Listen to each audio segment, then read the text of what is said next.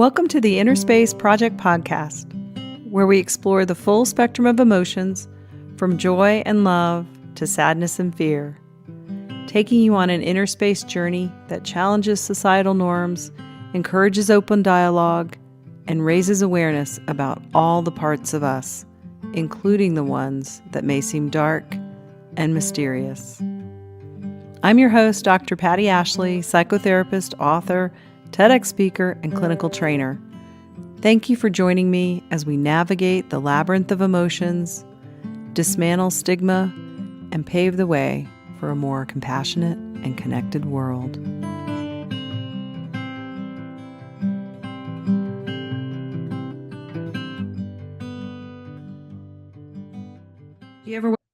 Hi, everybody. Welcome to another episode of the Inner Space Project podcast. I'm Dr. Patti Ashley, and I'll be your host today for our interview with someone in the area of who's speaking to the areas of endings. If those of you who know or following my podcast know that I'm dividing the segments into beginnings, middles, endings, and liminal space, what happens in between beginnings, middles, and endings. And so today, my guest is going to speak to us on the endings part.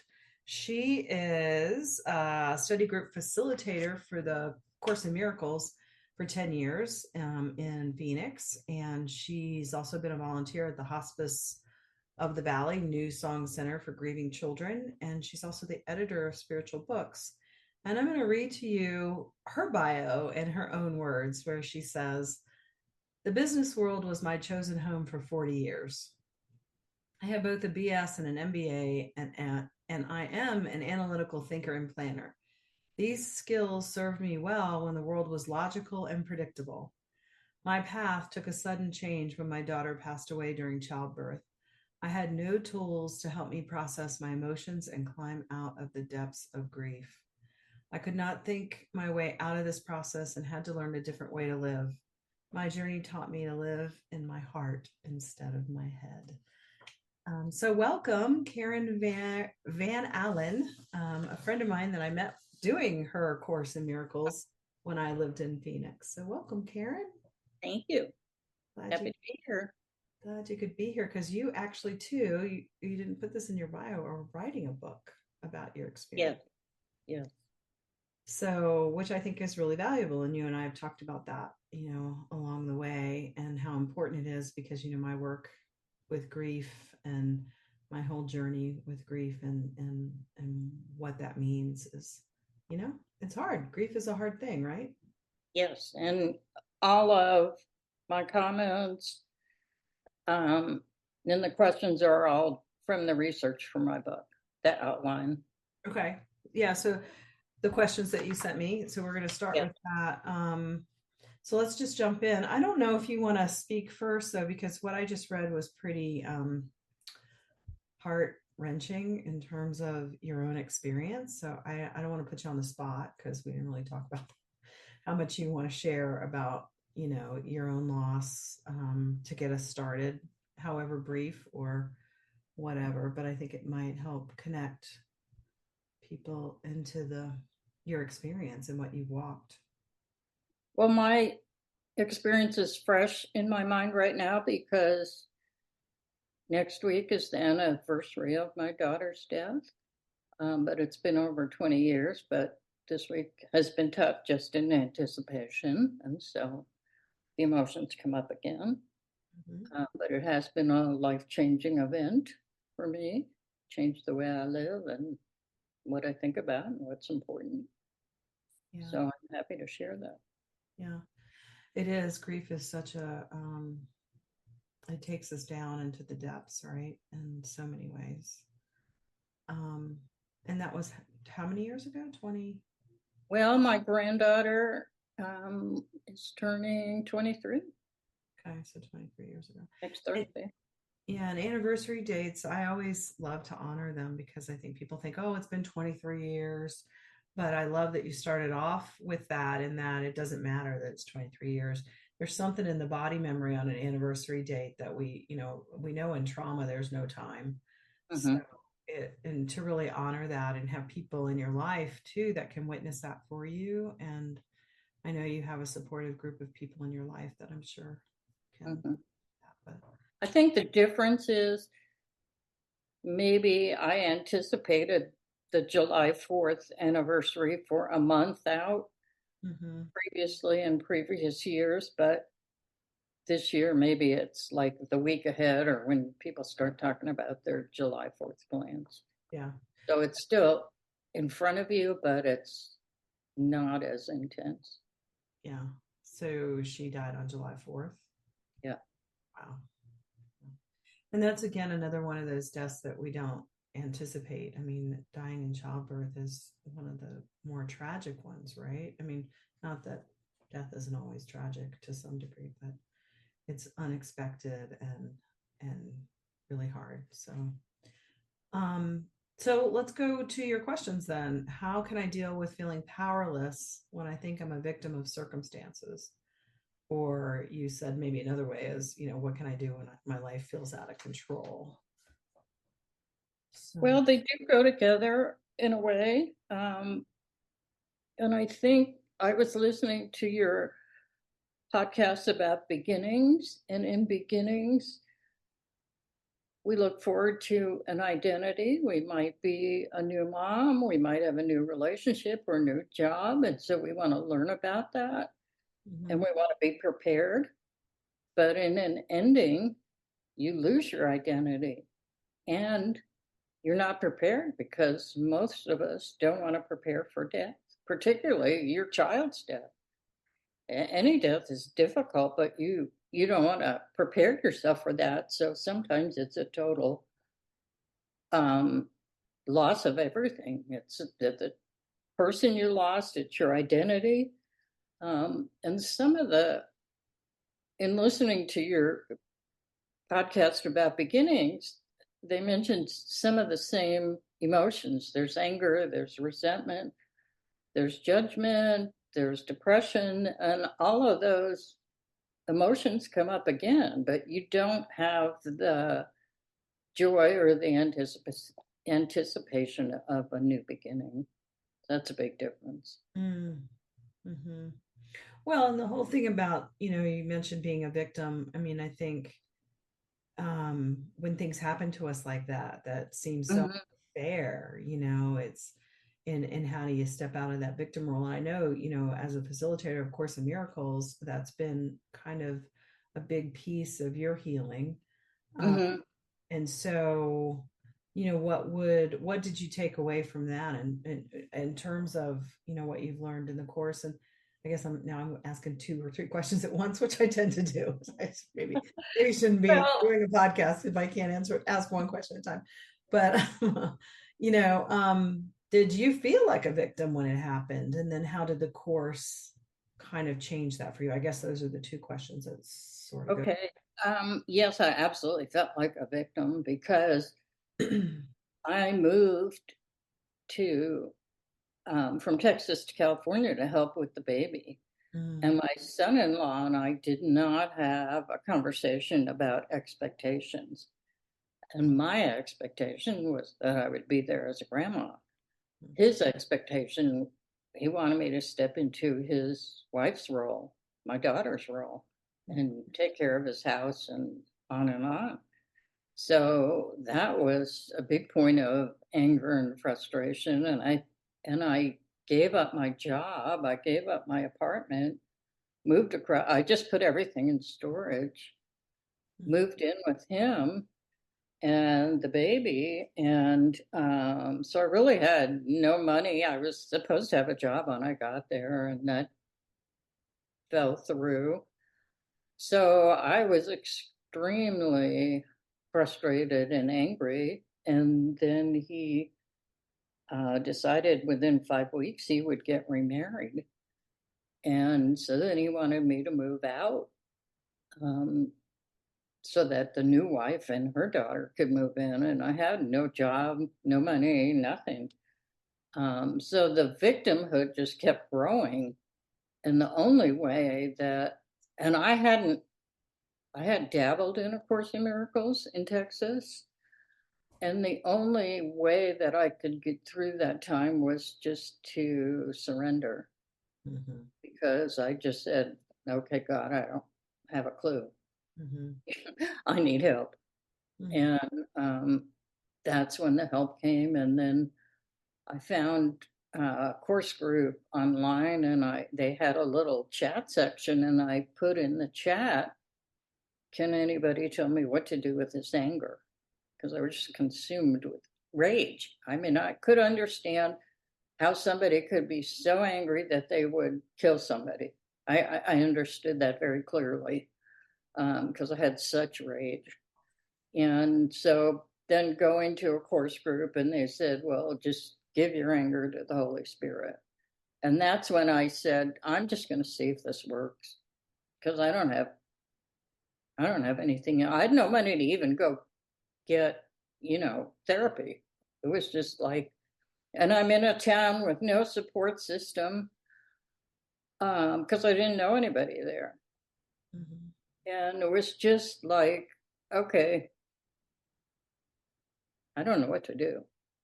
And so slowly I'd get a message the next day, oh, why don't you pick up the baby and take her to see this person?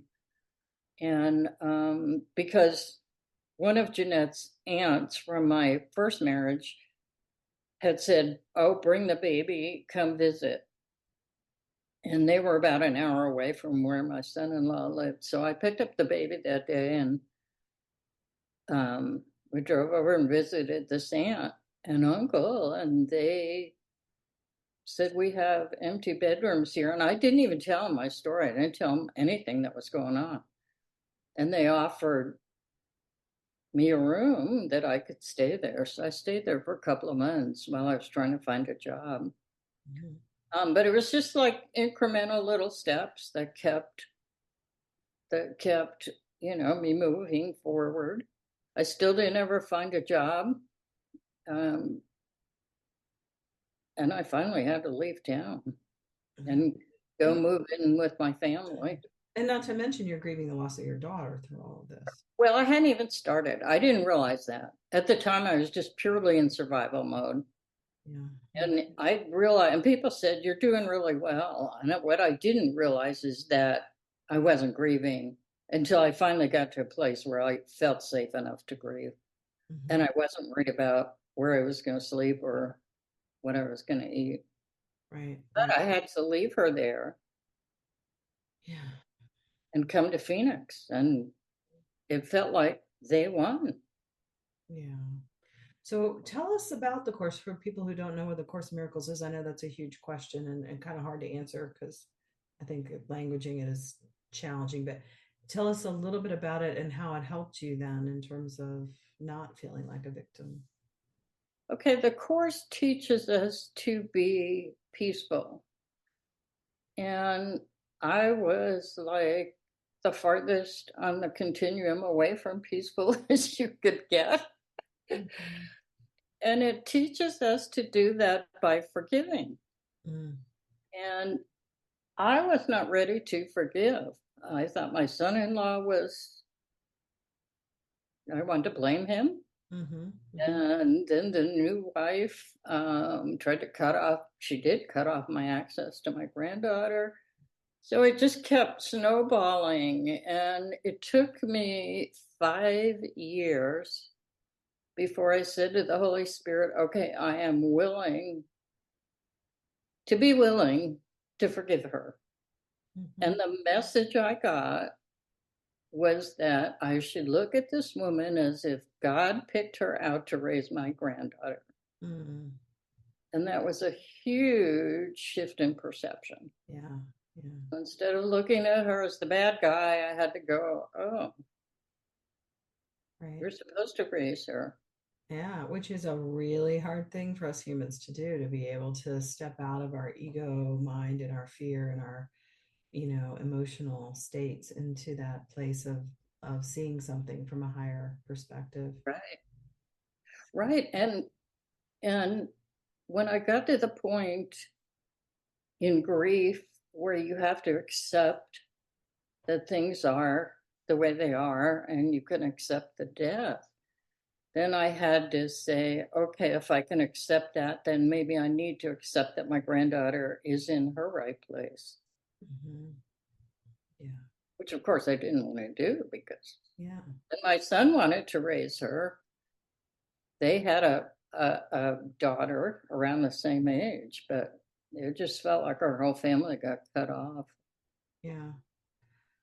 Yeah, that's a lot. And again, what you've learned is helpful to share with people because these are hard passages, which brings me to your other question. Are there any gifts or blessings that result from walking through an ending? Oh, a lot. Some of them were signs from my daughter. Just a simple thing like I arranged to have flowers at the church on the anniversary of her death. And um, I think I ordered like pink and purple flowers because pink was her favorite and purple is a spiritual color. Well, the somehow the communication got messed up, and what showed up were yellow roses. And what's significant about that is that's my favorite flower. And so just little things like that. And uh, one of my good luck charms is a feather. And I remember a time I was with Angel, my granddaughter, on a playground, and she's messing around in the dirt. And she picks something up and hands it to me, and it's a feather. So, I mean, just little things like that that I was getting messages to confirm that everything was okay. Plus, it just totally changed the way I live because I could no longer go back to thinking and being analytical. I had to. One of the things the course teaches also is listening for guidance. And so I had to listen for guidance as to what should I do with my life? Where should I be living? I just had to surrender. Mm-hmm. And so learning to listen for guidance and follow that has changed my life 100%. Yeah. I love what you said here. My journey taught me to live in my heart instead of my head. Mm-hmm. And that's such a big lesson and a hard lesson for a lot of people because we think that we can figure Right, it out up here when really it's we have to trust right, something right, deeper than ourselves. So, right, right. and I think that, like you said, the gifts and the blessings of the feather and the yellow roses are my favorite, by the way, too. And it was always my grandmother and mother's favorite. So yellow roses are always my pick. Oh, love it, love Yeah, it. Yeah, love them. So, and yeah, and that's what I've learned, losing my beloved and people in my life, those sweet moments where that, like, for me it's the ladybug with Lawrence, right, and right. and he used to tell me, when my mother died, she said, if you see pennies, it'll be from me. Yeah, So now every time I see a penny, I have to look at the date and see yeah. maybe there's a message, something Right, happened that right, year. So, right, whether or not any of that's true, I think it's just the sweet element of feeling still connected. Like, right, and I don't know if it's necessarily in the course, but that the whole esoteric idea of there's no separation or there's no ending and we're all connected, and I know I wrote in my book Letters to Freedom about that whole paradox of knowing the spiritual truth and also living the human experience right, of grief. right, And I think some people try and spiritually bypass and say, oh, well, there's no ending and da, da, da, da. Then they don't want to do the grief because who wants to do grief? Right. right, Because it right, hurts like your chest is being ripped open for years right. and years and years. And so learning how to embrace that paradox and then at the same time, those gifts that do show up are Mm-hmm, more meaningful, right? mm-hmm. Yeah. And I really learned what my mission is, what I'm here to do. And so it's made my life easier because I had direction. Where when I was in the business world, I was constantly like competing and how do you get this job and how do you get to the top here? And, on top, you got to be on top of your game and got to compete in a men's world and on and on and on. And this is just such an easier way to live. Yeah. Yeah. Well, you're still working in the business world though. Are you Uh, doing it? well, I am, but it's, um, I call them retirement jobs. They're nothing, you know, it's just basically to supplement Social Security. And I just do, okay, I have a certain skill, I can do that. I'm not, I don't care what they give me to do compared to, you Mhm. know, oh, I got to be vice president by Right. 20, Yeah. Which is that wheel that so many people live on, and the nervous system. That's so hard on the body. So right, we can get off the hamster wheel and kind of right, live a different way. I mean, that's and death often, grief and loss can teach us that, because we go, what, we ask the bigger question, like, what, right. this is my, like Mary Oliver says, what am I going to do with my one wild and precious life? What am I going to Yeah. do with my life? Yeah. And even writing the book, I never, ever, ever thought I'd write a book. Hmm. And I saw that in meditation. Hmm. And the writing process has been so wonderful. I Hmm. mean, I love it. And I've learned so much about myself Hmm. writing it. So that was never Right. on Yeah. my, anything I dreamed Yeah. about. Yeah. Right. And I think when we live from our heart, that's what happens, is we Mhm. start living things that we maybe would never have thought of in our head. Right, Um, right, yeah. right. I've been telling people about, in the hall of my new office here, I have all the mandalas. Did you know I painted all these Yeah, I mandalas saw outside? that wall. I loved it. Yeah, and so I was saying my journey of 2 years after he died is pulling these cards with mandalas, the major arcana holding mandalas, and spending a day painting this mandala, and feeling into the meaning of each one. And then I just did it to do it, and then I was like, what am I going to do with all these? So I put them Yeah, on the wall, and again, I would never in my head thought that I'd right, never have that mandala wall the way it is, but it's like, right. so when we allow ourselves to live from our heart and give Mhm, ourselves permission mhm. to step into life in a different way, it's amazing what might show up. Right. And So, just listening, hmm, just yeah, get quiet and listen. yeah, yeah, and we don't do that well, do we? No. I was just sharing with my intern. She wanted to post this picture on Facebook. I said it reminds me of my favorite quote that Sister Claire, my seventh grade math teacher, gave me on a card. Don't know the who wrote it. It's anonymous, but it goes, "We find ourselves in the quiet moments when the earth pauses and we are still." And that's Mm, always been beautiful. such a quote that I want to live by, and also life gets busy. So, what tools can people use to move forward and create change in their lives, do you think, around?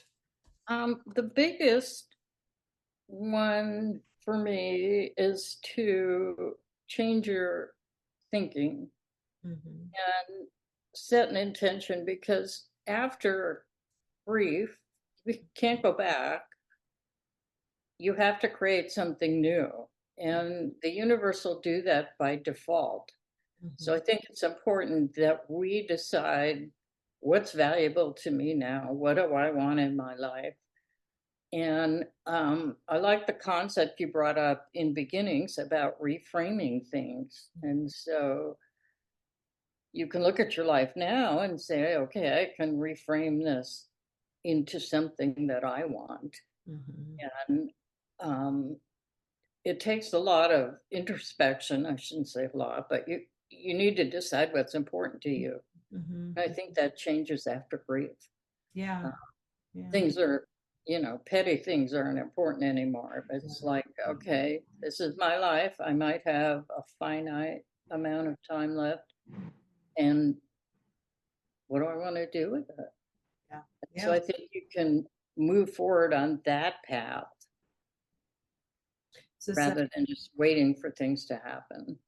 yeah. Well, I remember when my father died when I was 11, and I just, the same thing, I had so many big questions, and the things that my peers were doing that were Mm-hmm. silly slapstick comedies and weird, playful Yeah. things that 11-year-olds are supposed to be doing, I couldn't, I couldn't understand because Yeah. something really big had happened and I didn't know how to manage it, which is again why I became a therapist. But yeah, I think that's so important is to realize that it does deepen us, and Mm-hmm. we set the intention for, even what you were saying about surrender. Surrender, that's a big word. I kind of Oh, would love for you just to speak a little bit more about what that means for people who, you know, think surrender. What does that mean? So, what does that mean? I just had to let go that I could figure it out. Yeah. Yeah. It's beyond me. It's bigger than me, right? It's bigger than me. Yeah. Yeah. And nothing I could think of. Yeah. I was used to black and white and left brain, and if you do this, you get this result. And that it was totally irrelevant. I just had to go, okay, God, you must have an idea what to do here. And that was, I stayed with a friend for a week. Her landlord said I could stay there for a week, and she was an alcoholic. So I wanted to leave, but I had no money, I had no job. And that's when I was just like, okay, God, you must have a plan because I don't. It's really not. Yeah. What do they say? Life is what happens when we're busy making plans. Right, right. Yeah. And so it's just like, and a funny story about, I was trying to tell a friend about that. She's going through some really tough health challenges. And I finally said to her, have you surrendered? And she wrote me back a text and she said, yes, I've surrendered.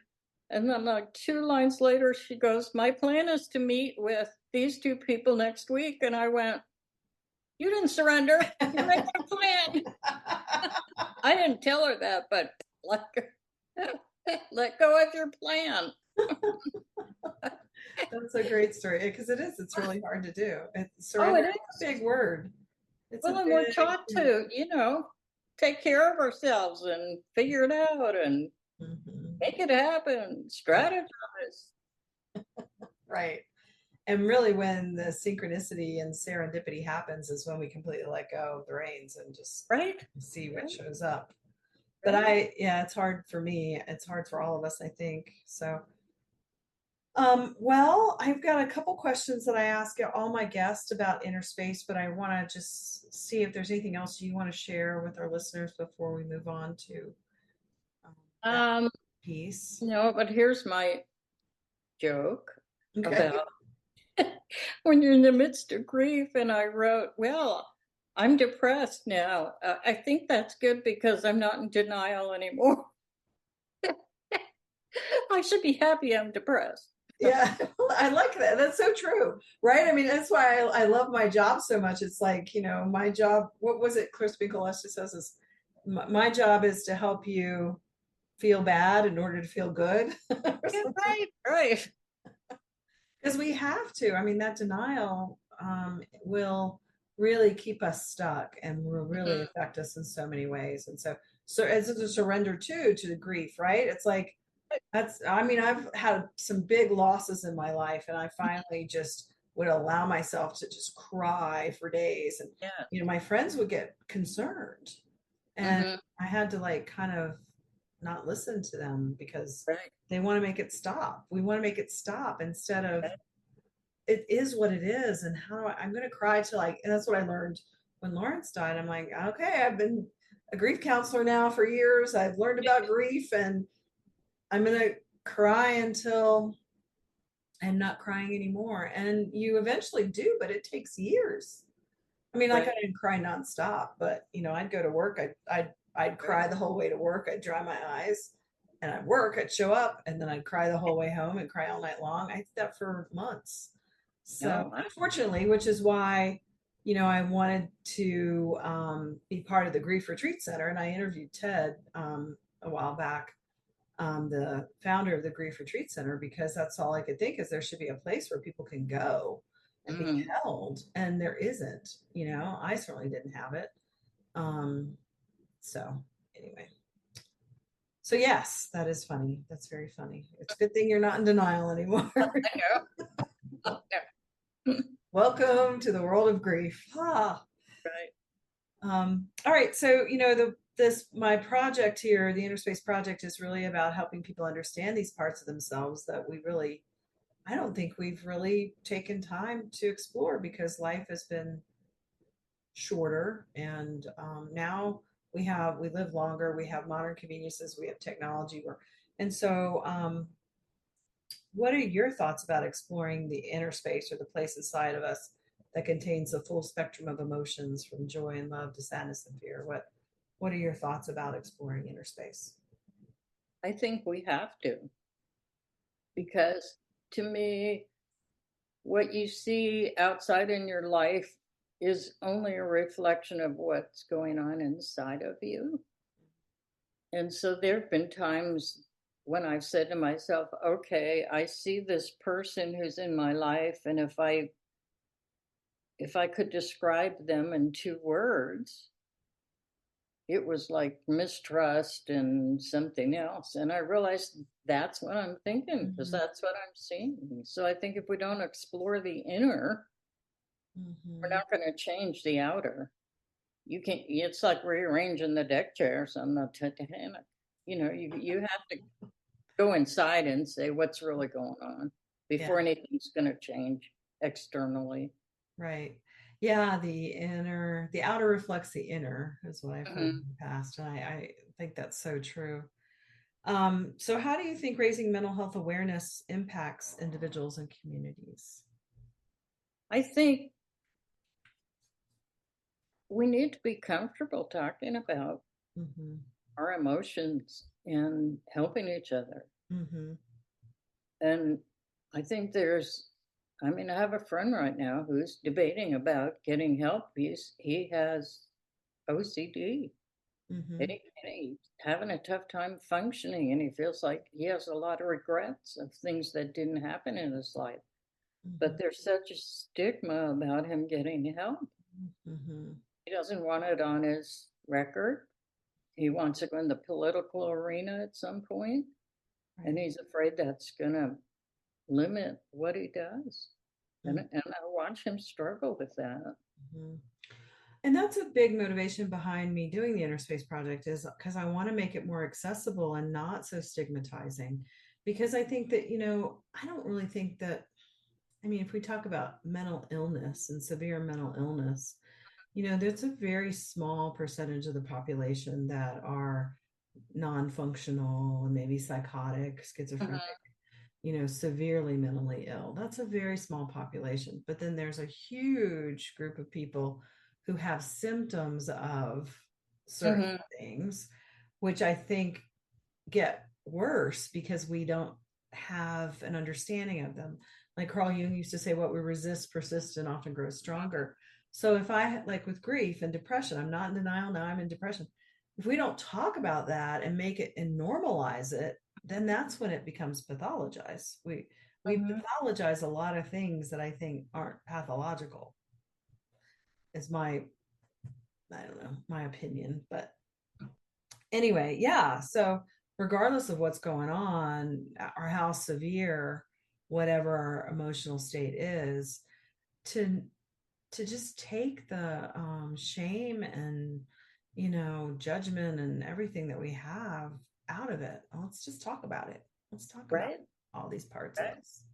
So, That's another thing about grief that I really learned is that grief needs to be heard and witnessed to mm-hmm, heal.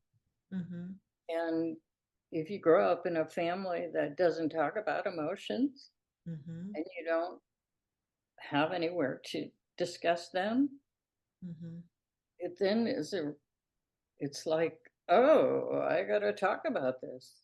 It's not, I just had to talk to somebody because you don't know if he's feeling normal or what's going on. And so in my work at New Song, that was really clear that people had to witness each other's grief mm-hmm. and talk about those emotions, and it was very healing. Yeah, yeah. enlightened witnesses is what I always say. We all need, and people who can listen, not try and fix it. It's like Right. we need to Right. somebody that can hear and feel with us, Somebody. and Yeah. it's hard for people to do because it activates the mirror neurons, and they feel bad and they want to stop the pain, and Right. trying to Right. stop the pain instead of moving through it together, which is such a gift that you do in your work. So we talked a little bit about your tools around surrender and intention. What about any other tool or tip around helping people foster that emotional literacy and agency? Um, to me, the biggest thing people can do is forgive. Mm. Most people are doing the best they can, and if we sit with the anger and the blame and the resentment, it's gonna eat away at us. So, however you can deal with it, to deal with those emotions and get to a point where you can forgive. It's not going to change that it happened, but it helps you let go of the story. Hmm. That's a big ticket item there, Karen. Hmm. Did you read? Well, surrender, forgiveness. I mean, all of Yeah. it's big Did you ticket. did you read Desmond Tutu's book on forgiveness, where he I talks? did not. Mine's all course based. Yeah, because he, what went on for him, it is tremendous. So to move into forgiveness and something that horrific, um, Mm-hmm. for for that reason that you just said, there's no point in holding it inside of us. And yet there's also, but he talks about, like, there's like four things, and one of them is, to reconcile or not reconcile or whatever. And sometimes, we have to set boundaries too. So people think Right, forgiveness means, everybody's off the hook and we can be a victim right, again, when it's like, yeah, it isn't, right? It's like forgive right, and set a boundary for what, right, you know, right. so you don't Exactly. need to continue to be abused or whatever was going on. So Jacob Glass. I love the way he put it. He said, I can forgive you, but that doesn't mean we're going to do lunch. there you go. Perfect. There you go. That's a great way to sum it all up. Well, thank you, Karen, so much. Is there anything else before we go that you want to I say? don't think so, Okay. but I love talking to you. I know. Thank you so much. I can't wait for your book. I'm like your cheerleader. I want to write you an endorsement and help you get that out there, because I think your message is so important and clear. Thanks. Um, and it's hard. Grief is just hard. So Hmm. thank you for being a guest on our endings Inner Space Project podcast. And I'll talk to you again at some point.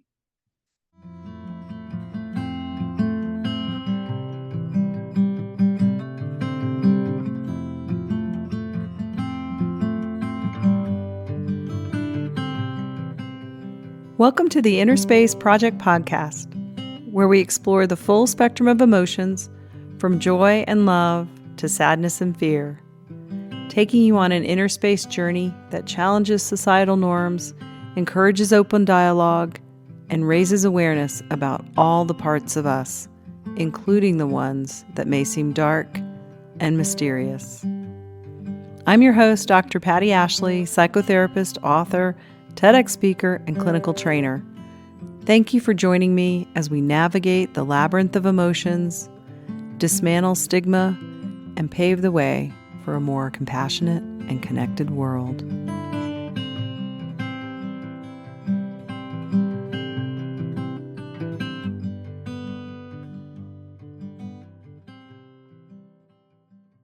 Do you ever